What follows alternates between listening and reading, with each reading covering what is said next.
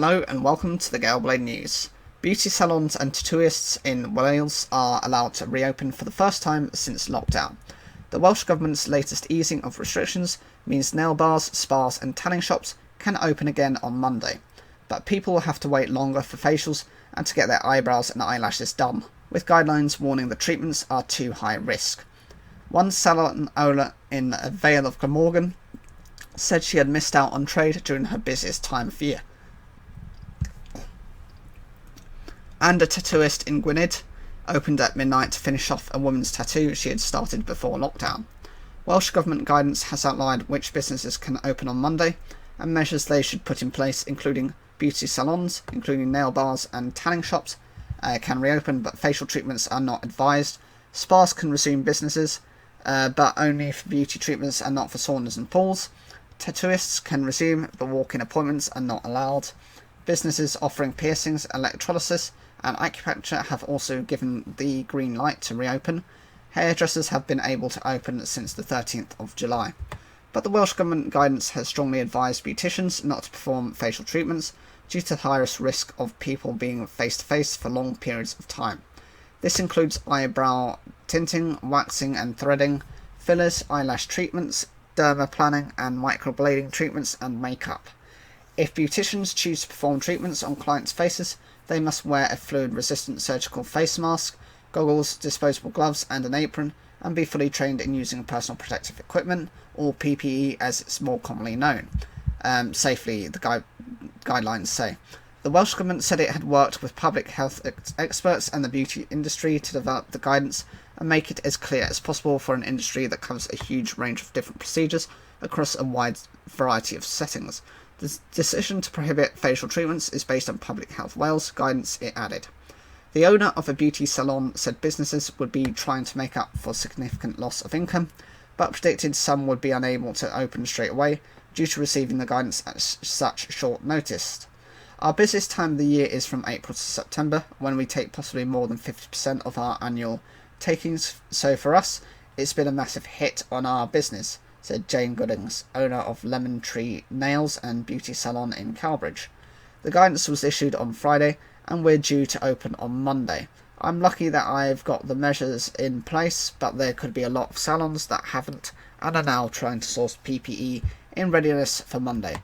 Ms. Goodings added it has been difficult sourcing PPE in itself, has been a marathon to say the least. Jules Lee opened her tattoo shop in Bangor at midnight. Her first client was a woman whose tattoo was left incomplete when lockdown was announced. Because of the strict hygiene rules governing tattoo shops before the pandemic, Miss Lee said COVID-19 requirements should not be too challenging. Tattooists are one of the cleanest places you can be, she said. There is a need for more PPE, but we are already using PPE anyway, so we are just having to use more now. Miss Lee said customers needed to book in advance and must not turn up more than 5 minutes before their appointment or hang around afterwards. Hand sanitizer will be provided for customers, and she will leave an hour between appointments to allow her time to deep clean. After a worrying time without revenue, Miss Lee said she could not wait to reopen. I'm so excited, I just love my job, she added. So what else is changing on Monday? The housing market can fully reopen to include viewings of occupied properties.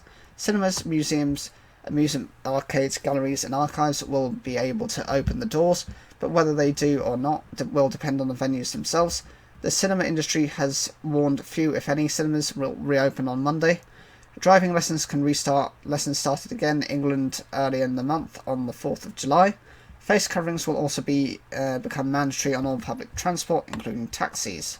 So what's next to reopen? Pubs, cafes and restaurants in Wales have been given a potential date of the 3rd of August by the Welsh Government for when they can reopen their doors, although they have already been allowed to do so outdoors since the 13th of July.